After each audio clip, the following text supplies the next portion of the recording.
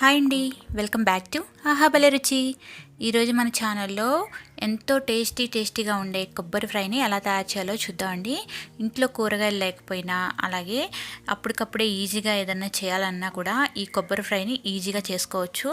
ఈ కొబ్బరి ఫ్రై అన్నంలోకి అలాగే చపాతీలోకి చాలా బాగుంటుంది. ఒక్కసారి ఈ వీడియో చూసి తప్పకుండా ట్రై చేయండి. మరి లేట్ చేయకుండా ఎలా తయారు చేయాలో చూసేద్దాం.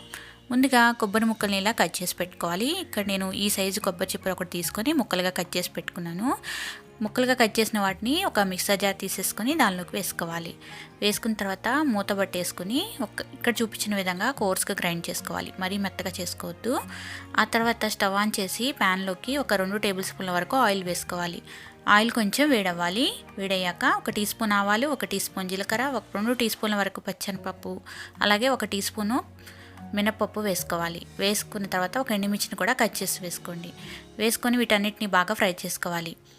ఈ పోపు దినుసులన్నీ కూడా బాగా వేగాలి.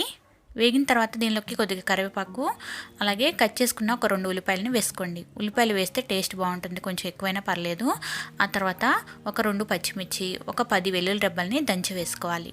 వెల్లుల్లి రెబ్బలు దీనిలో టేస్ట్ అనేది చాలా బాగుంటుందండి, తప్పకుండా వేసుకోండి.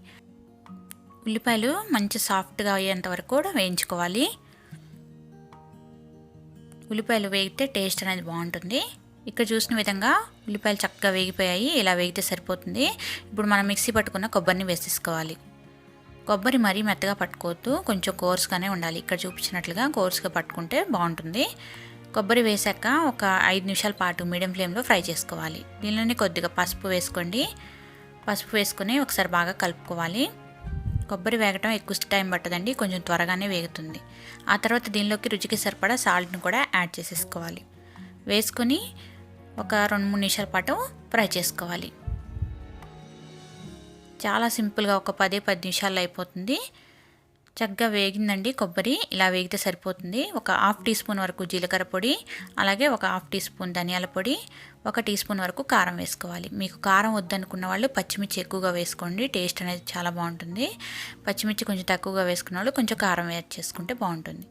అంతేనండి, కొబ్బరి ఫ్రై రెడీ అయిపోయింది. వేడివేడి అన్నంలోకి ఈ కొబ్బరి ఫ్రై వేసుకుంటే చాలా టేస్టీగా ఉంటుంది. అలాగే చపాతీలోకి కూడా మీరు ఇది తప్పకుండా ట్రై చేయండి. ట్రై చేసి మీ ఫీడ్బ్యాక్ని కామెంట్ చేయండి. మీకు ఈ రెసిపీ నచ్చినట్లయితే లైక్ చేయండి, షేర్ చేయండి, కామెంట్ చేయండి. మరిన్ని వెరైటీ అండ్ టేస్టీ రెసిపీస్ కోసం ఆహా భలే రుచి ఛానల్ని సబ్స్క్రైబ్ చేసుకుని పక్కనే ఉన్న బెల్ ఐకాన్ని క్లిక్ చేయండి. Thank you for watching.